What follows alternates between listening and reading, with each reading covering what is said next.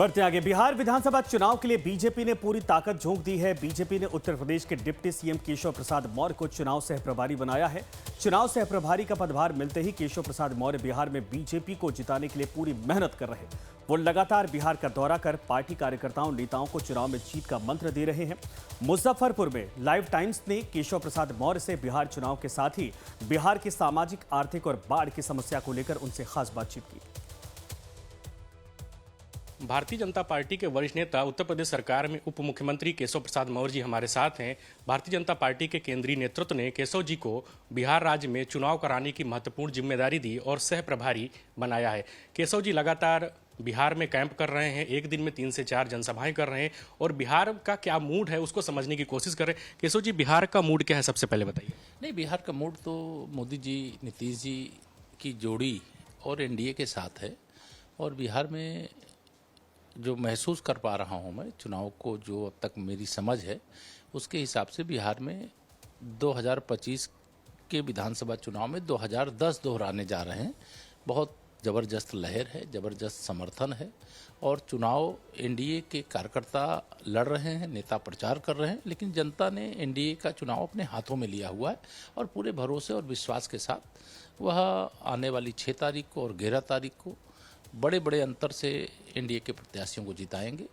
और 14 तारीख को जब रिजल्ट आएगा तो मुझे पूरा विश्वास है कि कोई जंगल राज नहीं वापस चाहेगा, कोई गुंडा राज वापस नहीं चाहेगा, कोई भ्रष्टाचार नहीं चाहेगा, कोई कानून व्यवस्था ध्वस्त होता हुआ नहीं देखना चाहेगा, कोई फर्जी वादों के जाल में नहीं फंसेगा। सब लोग बिहार को, अब सारी सुविधाएं यहाँ पर हो चुकी हैं, अब विकास की मुख्य धारा में जब प्रवेश कर गया है तो फिर 50 साल पीछे बिहार को ले जाने के लिए कोई महागठबंधन को वोट दे करके अपने ही हाथ से अपने पैर में कोई मतदाता कुल्हाड़ी नहीं मारेगा, ऐसा मेरा विश्वास है। केशव जी, आप 2017 के समय उत्तर प्रदेश में जब विधानसभा चुनाव हुए तो वहाँ पर भारतीय जनता पार्टी के प्रदेश अध्यक्ष के रूप में काम कर रहे थे, ग्राउंड पर आप गए, काम किया।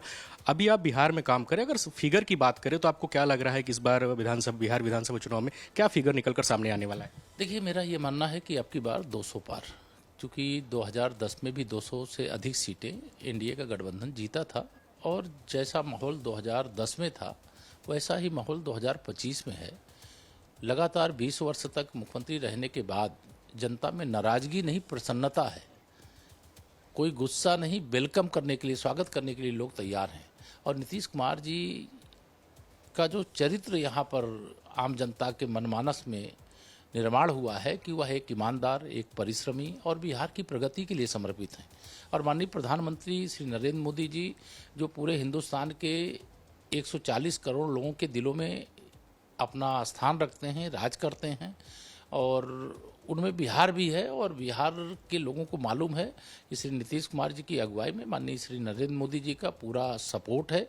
इसके कारण से बिहार का अगर विकास करना है तो विकास करने के लिए मोदी जी यानी केंद्र की सरकार भी चाहिए, डबल इंजन सरकार चाहिए।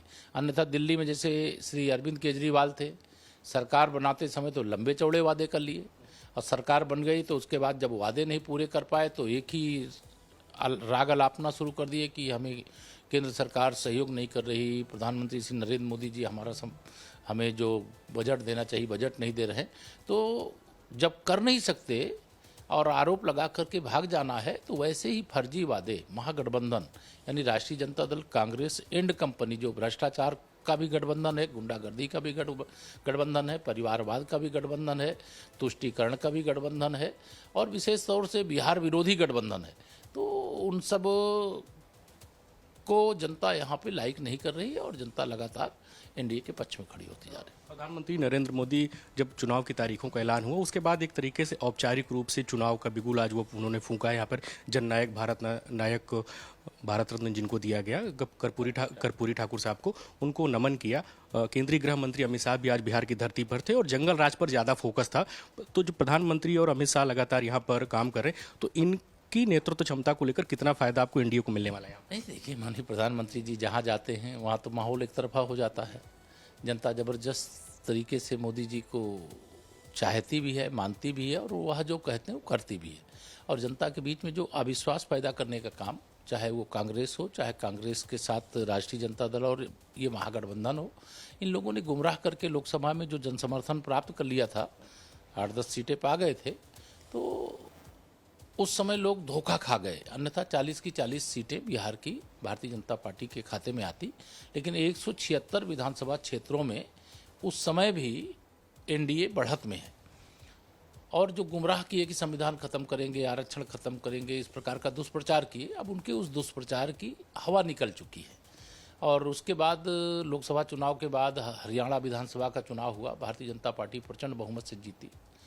महाराष्ट्र का विधानसभा चुनाव हुआ, हमारा गठबंधन वहाँ बहुत बड़े अंतर से जीता। दिल्ली विधानसभा चुनाव हुआ, 26 साल के बाद वहाँ हमारी सरकार बनी। अब बिहार का चुनाव, चूँकि बिहार का चुनाव बिहार के लोग जानते हैं, बहुत देशभक्त हैं बिहार के लोग, और उनको ये पता है कि अगर हम बिहार में एनडीए को जिताएंगे तो माननीय नरेंद्र मोदी जी और ताकतवर बनेंगे, और माननीय नरेंद्र मोदी जी ताकतवर बनेंगे तो भारत भी और ताकतवर बनेगा। भारत की प्रगति के पथ में बाधा डालने के लिए कुछ विदेशी शक्तियां लगातार कोशिश कर रही हैं, और कांग्रेस और इनका जो गठबंधन, इंडी गठबंधन है, ये लगातार विदेशी शक्तियों के हाथ में खेलते हैं। ऐसे इस माहौल को बनाने की कोशिश करते हैं, इस प्रकार का दुष्प्रचार करने की कोशिश करते हैं, जिससे भारत में तनाव पैदा हो जाए, अस्थिरता हो जाए। ऐसे मतलब लगातार उनके बयान आते हैं, जिसकी जितनी निंदा की जाए वो कम होगी। लेकिन माननीय प्रधानमंत्री जी का बिहार की धरती पर आगमन, आज भारत रत्न कर्पूरी ठाकुर जी को जाकर के नमन करना, उनको पुष्पांजलि अर्पित करना, वह बताते हैं कि एक जो जननायक थे, अब भारत रत्न जननायक कर्पूरी ठाकुर जी हैं, उनके बीच जा कर के विशेष तौर से यह संदेश वो दे रहे हैं कि जो गरीबों के लिए, जो पिछड़ों के लिए, वो दलितों के लिए, वंचितों के लिए, महिलाओं के लिए जो समर्पित रहा है, जिनके द्वारा किए गए कार्यों को श्री नीतीश कुमार जी के नेतृत्व में एनडीए आगे बढ़ा रहा है। आज माननीय प्रधानमंत्री जी का वहाँ जाना ये बहुत बड़ा संदेश भी है, और ऐसे महान नेता के चौखट पर आज वो हमारे बीच में नहीं है, लेकिन उनका संदेश बिहार ही नहीं पूरे देश के जन जन के मन में है, तो इसका बहुत बड़ा संदेश जाएगा। आज की बहुत बड़ी बड़ी सभाएं दोनों हुई, और दोनों सभाओं के माध्यम से जो जनता को उन्होंने संदेश दिया, ये गठबंधन नहीं, ये तो लठबंधन है। लेकिन बिहार की जनता बहुत समझदार है, इनके फर्जी वादों के चक्कर में नहीं पड़ रही है, और एनडीए को जितना समर्थन हम लोग अपेक्षा कर रहे थे उससे ज़्यादा मिल रहा है, और जनता ने स्वयं चुनाव अपने हाथ में ले लिया। महागठबंधन की कल प्रेस कॉन्फ्रेंस थी, कांग्रेस नेता अशोक गहलोत जी एक तरीके से ऑब्जर्वर बनकर आए थे। उन्होंने तेजस्वी को सीएम फेस घोषित किया, और साथ ही कहा कि भारतीय जनता पार्टी का एनडीए का जो मुख्यमंत्री पद का दावेदार है वो कौन है, ये पूछ रहे हैं आपसे। देखिए, श्री नीतीश कुमार जी हमारे मुख्यमंत्री वर्तमान में हैं, और 14 तारीख को जब रिजल्ट आएगा उसके बाद भी श्री नीतीश कुमार जी ही हमारे मुख्यमंत्री एनडीए के होने वाले हैं। उसकी औपचारिकता होती है, सभी दल बैठक करेंगे, चुने हुए विधायक अपना नेता चुनेंगे, और उसके बाद सरकार बनाने की औपचारिकताएं होंगी।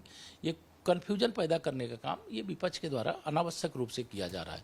20 साल से क्या नीतीश कुमार जी, चाहे सीटें उनकी कम रही हों, चाहे सीटें उनकी ज़्यादा रही हों, लेकिन मुख्यमंत्री हमारे एनडीए के श्री नीतीश कुमार जी ही रहे हैं, और आगे भी उन्हीं के नेतृत्व में हम लोग चुनाव भी लड़ रहे हैं, उन्हीं के नेतृत्व में सरकार भी बनाएंगे।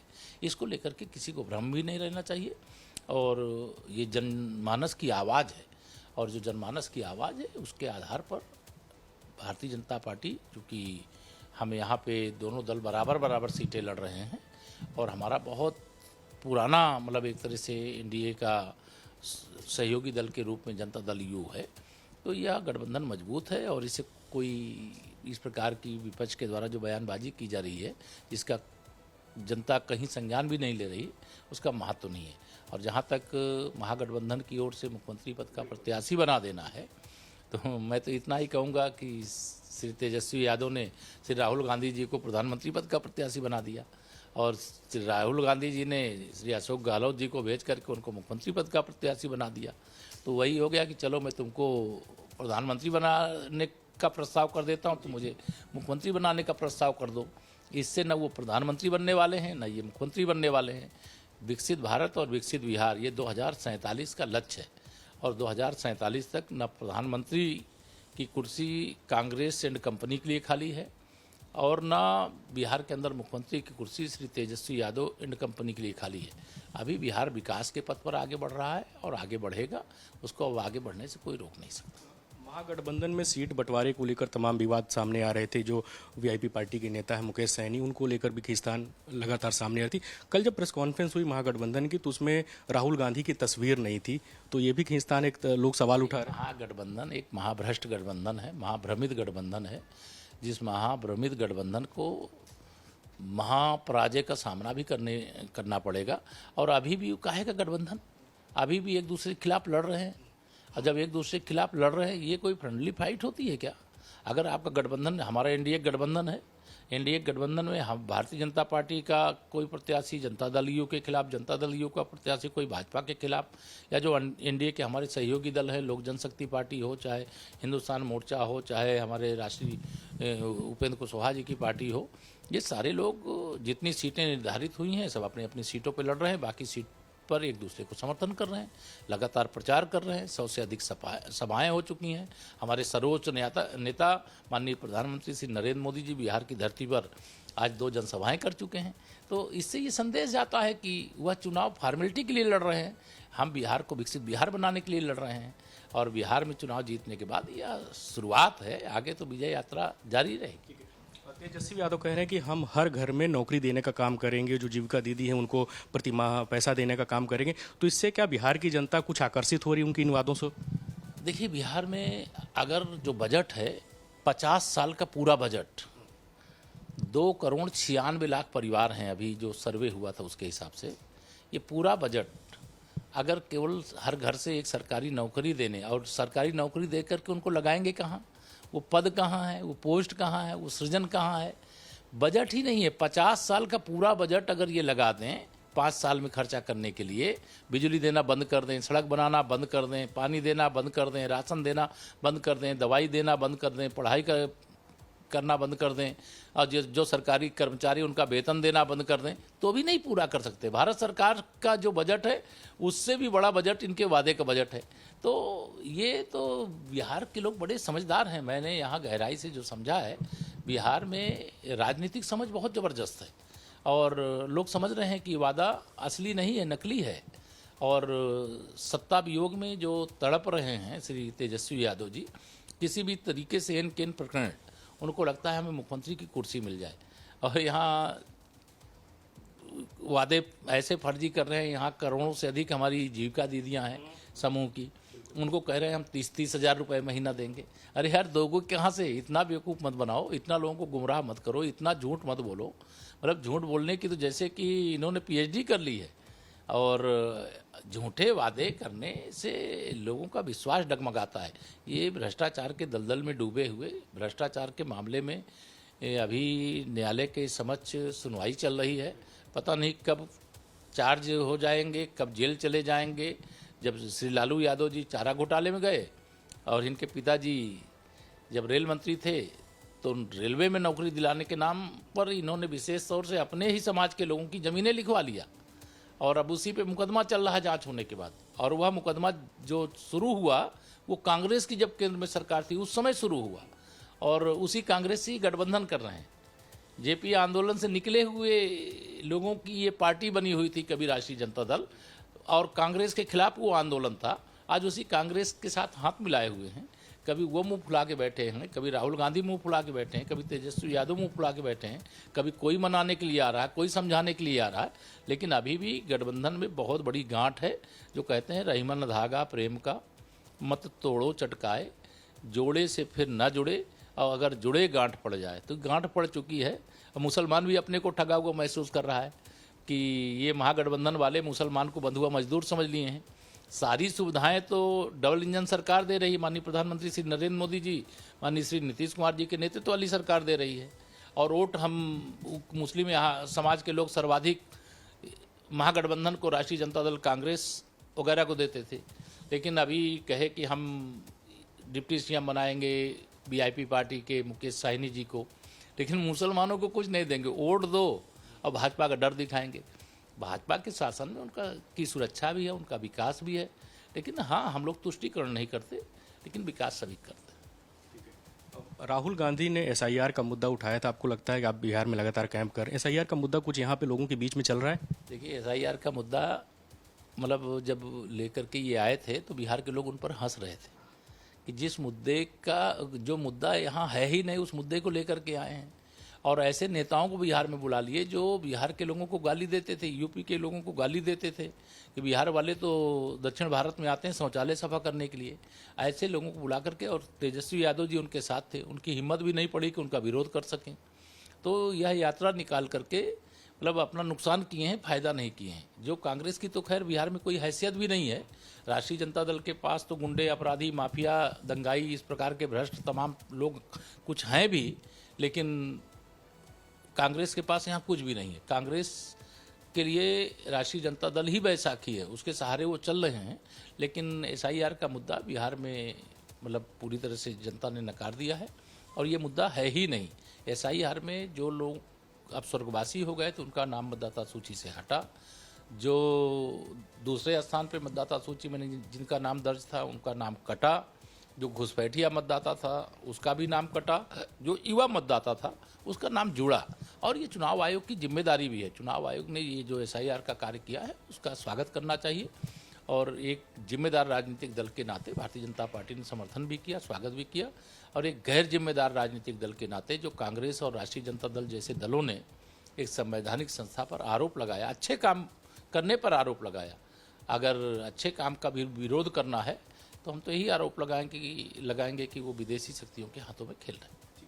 आप उत्तर प्रदेश से आते हैं। उत्तर प्रदेश के पूर्व मुख्यमंत्री और समाजवादी पार्टी के अध्यक्ष अखिलेश यादव भी बिहार चुनाव में प्रचार के लिए आने वाले हैं और आज उन्होंने एक स्टार प्रचारकों की लिस्ट जारी की। उसमें आजम खान का नाम तो है लेकिन रामगोपाल यादव और शिवपाल यादव का नाम नहीं है। तो अखिलेश के चुनावी प्रचार और स्टार प्रचारकों की लिस्ट पर क्या कहें? देखिए, इसमें कुछ कहने की ज़रूरत नहीं है। जैसे कांग्रेस की कोई हैसियत नहीं है बिहार में, वैसे समाजवादी पार्टी की भी कोई हैसियत नहीं है। एक सीट जीत नहीं सकते हैं। यहाँ जनता के बीच में उनका कोई प्रभाव नहीं है और स्टार प्रचारकों की लिस्ट जारी करने से कोई पार्टी का महत्व नहीं बढ़ जाता है। अभी तो 2027 आने वाला है। हम लोग समाजवादी पार्टी का सुपड़ा उत्तर प्रदेश में भी साफ करेंगे और तीसरी बार बहुत बड़े बहुमत की, जैसे 2017 में हम लोगों ने विजय प्राप्त की थी, वैसे 2027 में भी विजय प्राप्त करेंगे। समाजवादी पार्टी का वहाँ पर कोई भविष्य नहीं है। ये जो इनके गुब्बारे में हवा भर गई थी 2024 के लोकसभा चुनाव में दुष्प्रचार के आधार पर, वो गुब्बारे की हवा हरियाणा, महाराष्ट्र और दिल्ली प्रदेश विधानसभा चुनाव के बाद निकल गई है। जो बची खुची होगी वो बिहार निकाल देगा। मायावती जी भी यहाँ पर चुनाव प्रचार के लिए आ रही हैं और करीब 128 सीटों पर कैंडिडेट उतारे हैं। विपक्ष का ये आरोप है कि बसपा बहुजन समाज पार्टी जो है भारतीय जनता पार्टी की बी टीम है। देखिए, विपक्ष के पास मैंने कहा जब कोई मुद्दा नहीं होता, हमारी कोई भी टीम नहीं है। एनडीए है और एनडीए के साथ हम लोग लड़ रहे हैं, एनडीए के साथ हम लोग जीत रहे हैं। बसपा अपना प्रचार करे। बसपा तो कभी 1-2-4 सीटों में खाता खोली थी, लेकिन समाजवादी पार्टी का तो कभी खाता ही नहीं खुला। और अगर कोई दल चुनाव लड़ा रहा है, प्रचार करता है, तो वो प्रचार करे, हमें उसमें कोई समस्या नहीं है। लेकिन ये हम जानते हैं कि यहाँ एनडीए जनता के आशीर्वाद से और हमारे संगठन का जो मजबूत तंत्र है बूथ स्तर पर उसके और एनडीए की जो साख है उसके बल पर हम प्रचंड विजय की ओर आगे बढ़ रहे हैं। चुनावी रणनीतिकार प्रशांत किशोर ने जन स्वराज पार्टी बनाई और उनका ये दावा है कि बिहार में पूर्ण बहुमत की सरकार बनाने वाले। वो एक फार्मूला गिनाते हैं कि 30-35% वोट उनको मिलेगा, बाकी 30-35 एनडीए की बात करें या महागठबंधन की बात करें, जो बचा हुआ वोट है उसके दम पर वो पूर्ण बहुमत की सरकार बना रहे हैं। आपको लग रहा है कि ग्राउंड पे कुछ उनकी स्थिति ठीक है? देखिए, जो किंग मेकर होता है वो किंग नहीं बन सकता है। आज पार्टी बना करके लाए जरूर थे, बातें जरूर अच्छी कर लेते हैं और जो इवेंट मैनेजमेंट करने का काम है वो भी बढ़िया ढंग से कर लेते हैं। लेकिन मैंने जो एक लगभग 15-17 दिनों में बिहार के अंदर देखा है, जनसुराज नाम जब आया था तब तो था। आज की तिथि में जनसुराज नाम की कोई चीज़ मुझे कहीं दिखाई नहीं देती। कम से कम 1 दर्जन उनके जो बहुत प्रमुख जिम्मेदार कार्यकर्ता हैं वो तो मुझसे मिल चुके हैं कि हम भाजपा में वापस आना चाहते हैं और गलत आदमी के साथ चले गए थे। हमने कहा आप वापस आना चाहते हो तो हमारे वहाँ के जिला अध्यक्ष, हमारे प्रदेश अध्यक्ष से संपर्क करो। लेकिन जनसुराज के बारे में बात करना भी व्यर्थ है। कोई जनसुराज का अस्तित्व ही नहीं है बिहार में। ठीक है सर, आखिरी सवाल, बिहार में 5 कौन से प्रमुख अहम मुद्दे हैं जिनको लेकर आप लगातार जनता के बीच जा रहे हैं? देखिए, बिहार के अंदर एक भूख जगी है विकास की और माननीय नीतीश कुमार जी की अगुवाई में, माननीय प्रधानमंत्री श्री नरेंद्र मोदी जी के मार्गदर्शन में बिहार में सभी प्रकार का इंफ्रा खड़ा हो गया है, चाहे रोड नेटवर्क हो, चाहे रेल नेटवर्क हो, चाहे हवाई नेटवर्क हो। और कानून व्यवस्था तो यहाँ चुस्त दुरुस्त है। तो अब लोगों को लगता है कि बिहार में औद्योगिक क्रांति की ज़रूरत है।